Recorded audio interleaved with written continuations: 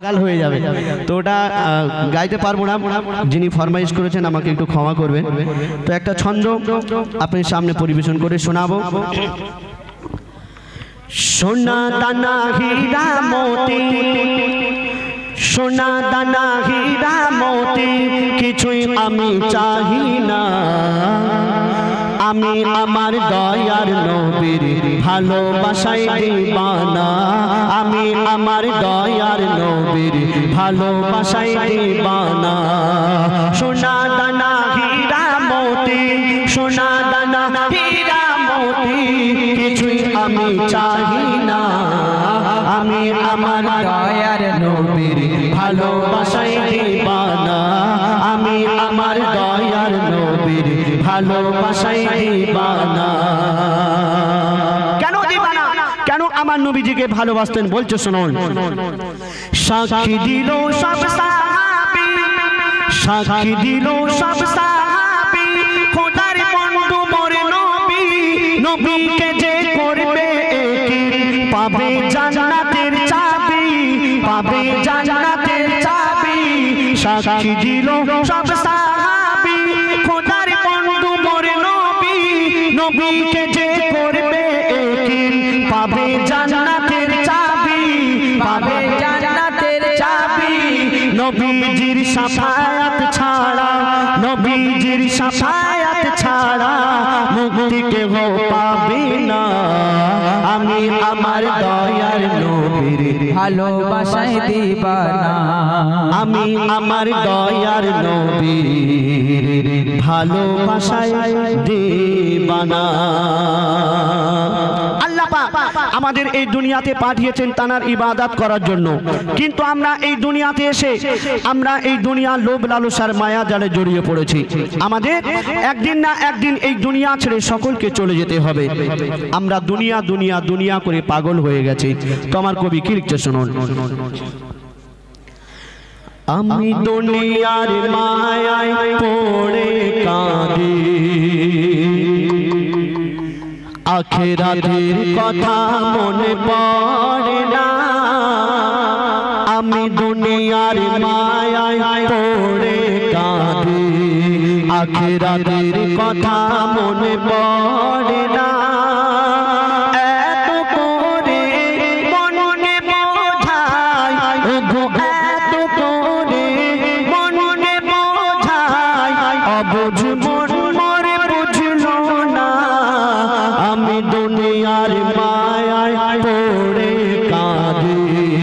আখিরাতের কথা মনে পড়ে না।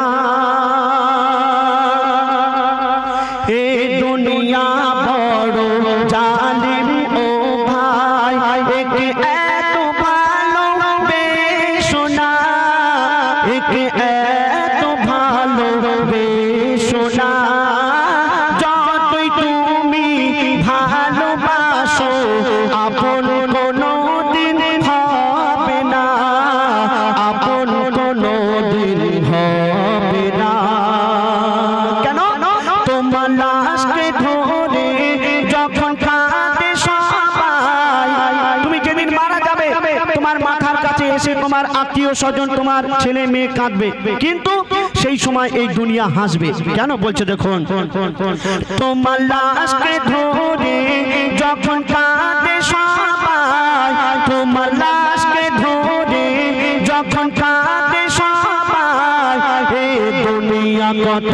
হাসে তুমি জানো না।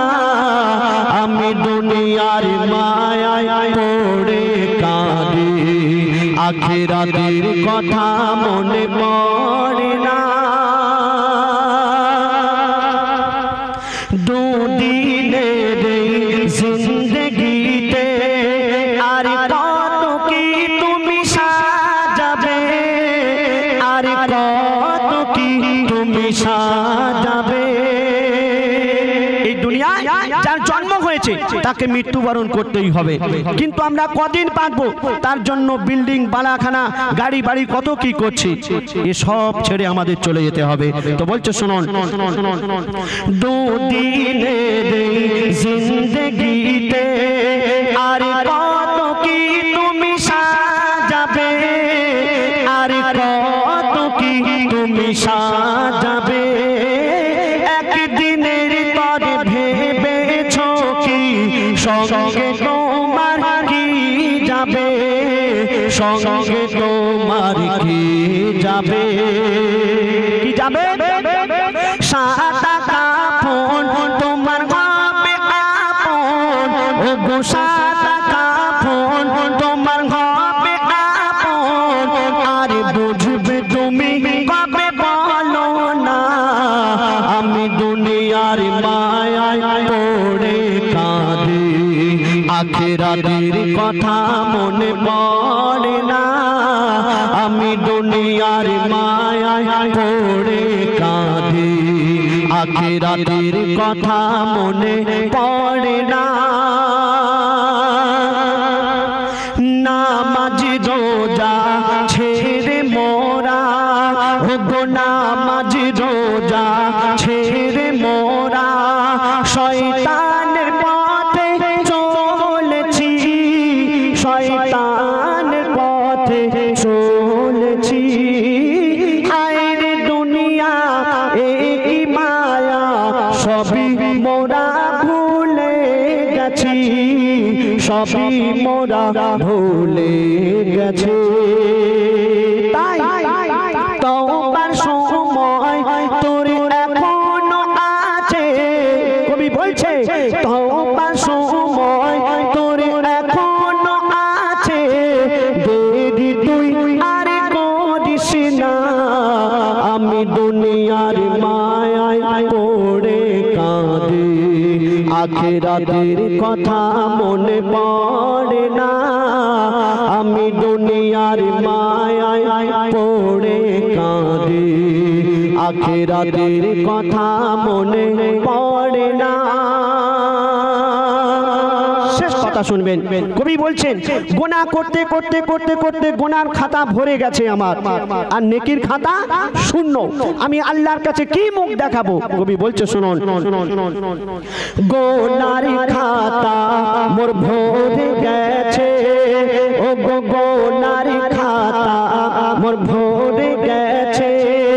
আমি এত গুনাহ করেছি আমি এত গুনাহ করেছি কোন মুখে আজ মাপ চাইব মাপ চাওয়ার কিছু কি রেখেছি মাপ চাওয়ার কিছু কি রেখেছি ওরে কবি সাইদুল করিস না ভুল ওরে কবি সাইদুল করিস না ভুল এই সময় ফিরে তুই আর পাবি না আমি দুনিয়ার মায়ায় পড়ে কাঁদি আখিরাতের কথা মনে পড়ে না আমি দুনিয়ার মায়ায় পড়ে কাঁদি আখিরাতের কথা মনে পড়ে না আমি যদি না গাই বসে থাকি বলবে ফাঁকি মারছে আর গাইতে ধরলে আবার বলবে আমি কি জ্বালায় পড়েছি আমি হ্যাঁ টান টান দিতে হবে ও তোমার পেপারটা কোথায় গেল পেপার আছে তো আচ্ছা ঠিক আছে এসকে জাফর ভাই টান দেবে তো মা ফাতেমা স্বামীর মনে মা বোনেরা ব্যথা দিও না আমার নবীর ঘোষণা ঘটনা শোনো মা ফাতেমা ঘটনা শোনো মা ফাতেমা কি ঘটনা কবি ছন্দের মাধ্যমে লিখছে তো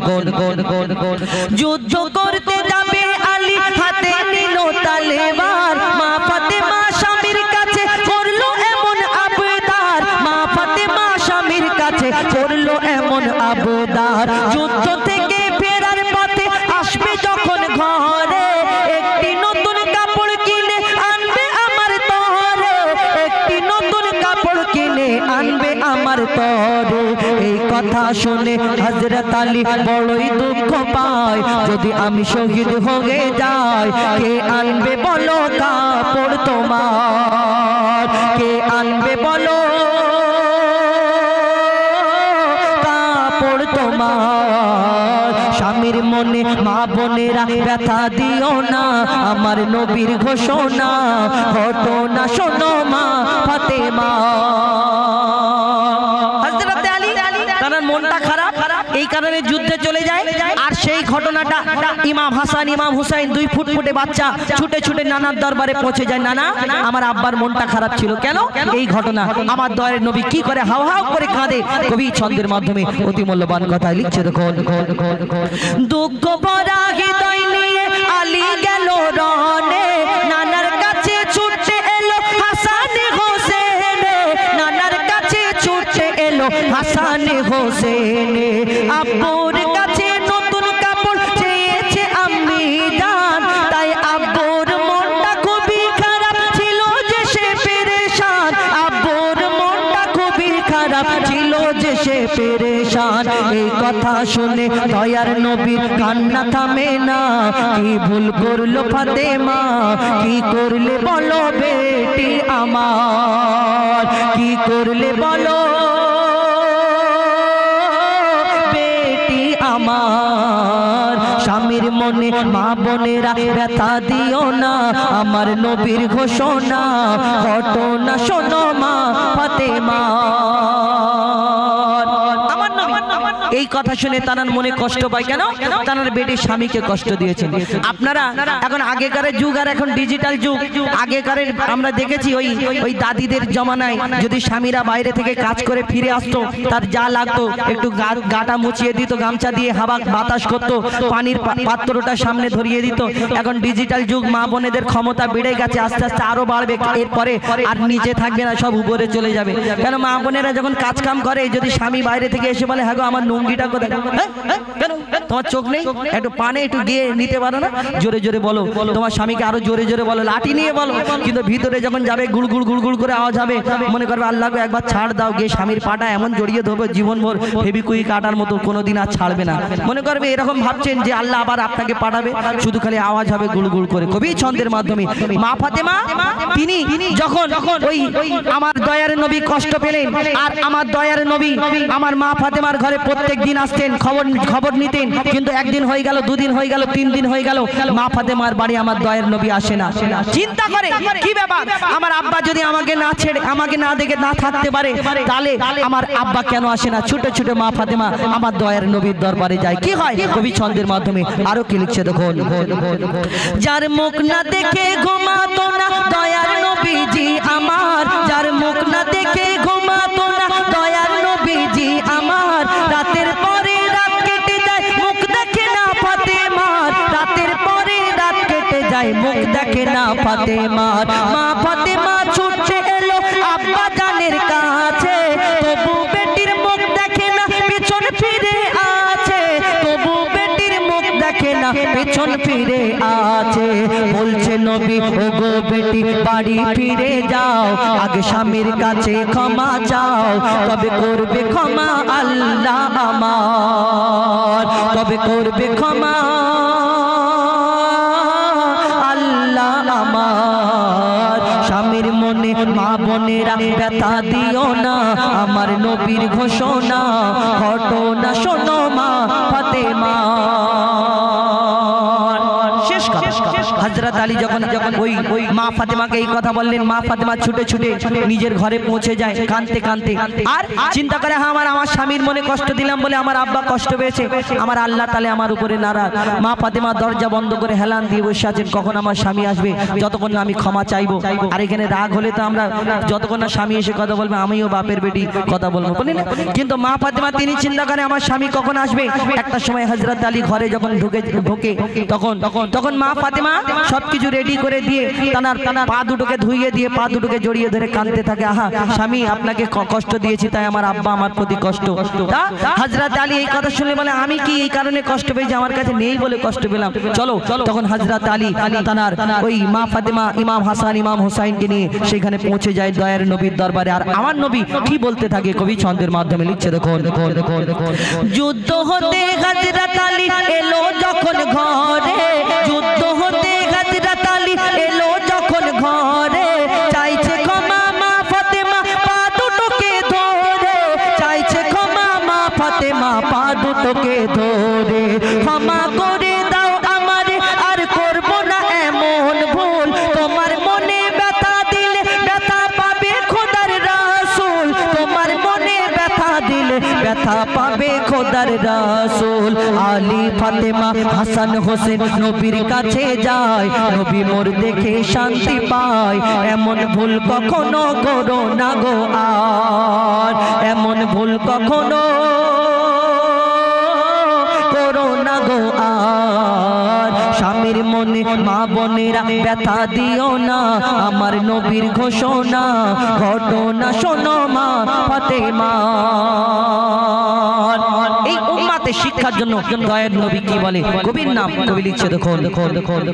বলছে নবী আল আরাবী শোনো বেটি ফাতেমা আলী যদি আজ তোমাকে না করি তো ক্ষমা আলী যদি আজ তোমাকে না করি তো ক্ষমা আমি তোমার আত্মা তোমাকে ক্ষমা করতাম না স্বামীকে যে দুঃখ দেবে আমি তাকে চিনব না স্বামীকে যে দুঃখ দেবে আমি তাকে চিনব না কেমন শিক্ষা দিয়ে গেল নবী তো জাহান শুনে রাখ মঈদুল ইসলাম ভুল ছিল না মা ফাতেমা ভুল ছিল না মা ফাতেমা স্বামীর মনে মা বোনেরা ব্যথা দিও না আমার নবীর ঘোষণা ঘটনা শোনো মা ফাতেমা ঘটনা শোনো মা ফাতেমা শুনুন পরবর্তী শিল্পীর কণ্ঠ থেকে আর হীরা মতি চাহি না চাই না মুক্তা খাজানা দিল বাগে রাখবো তোমার নূরে মদিনা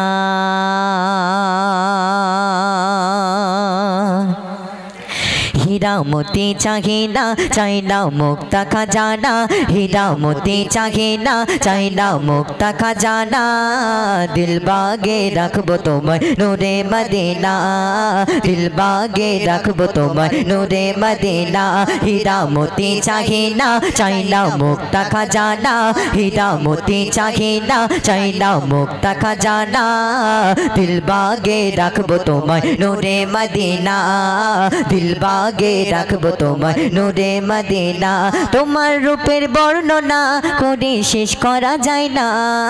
রূপের বর্ণনা করে শেষ করা যায় না দিল বাগে রাখবো তোমায় নূরে মদিনা দিল বাগে রাখবো তোমায় নূরে মদিনা তোমার পিঠে ছিল নবী এমন নিশান খাস যে মোহরে চুম্বন করে ধন্য হয় আকাশ তোমার পিঠে ছিল নবী এমন নিশান খাস যে মোহরে চুম্বন করে ধন্য হয় আকাশ চুমতে মোহর ওই সাহাবী চুমতে মোহর ওই সাহাবী করে বাহানা দিল বাগে রাখবো তোমায় নূরে মদিনা দিল বাগে রাখবো তোমায় নূরে মদিনা হীরা মতি চাহি না চাই না মুক্তা খাজানা হীরা মতি চাহি না চাই না মুক্তা খাজানা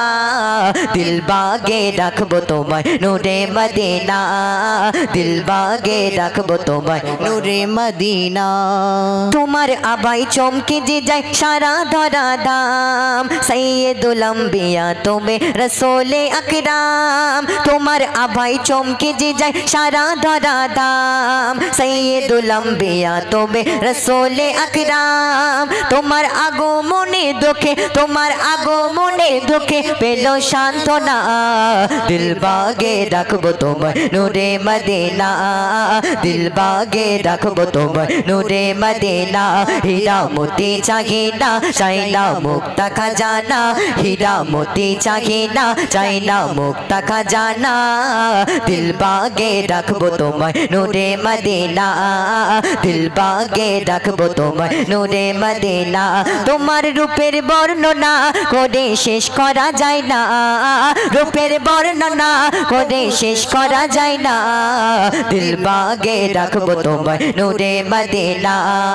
দিল বাগে রাখবো তোমায় নূরে মদিনা শেষ ছন্দ শুনবেন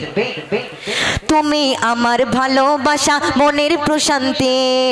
তোমার মধুর নাম জপিলে পাই মনে তৃপ্তি তুমি আমার ভালোবাসা মনের প্রশান্তি তোমার মধুর নাম জপিলে পাই মনে তৃপ্তি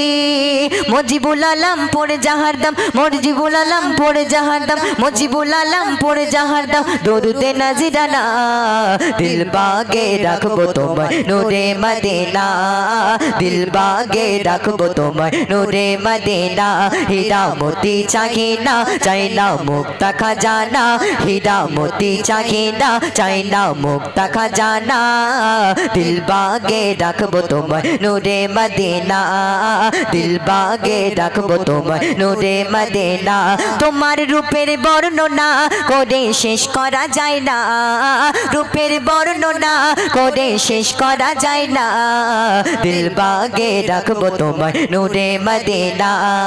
দিল বাগে রাখবো তোমায় নূরে মদিনা দিল বাগে রাখবো তোমায় নূরে মদিনা দিল বাগে রাখবো তোমায় নূরে মদিনা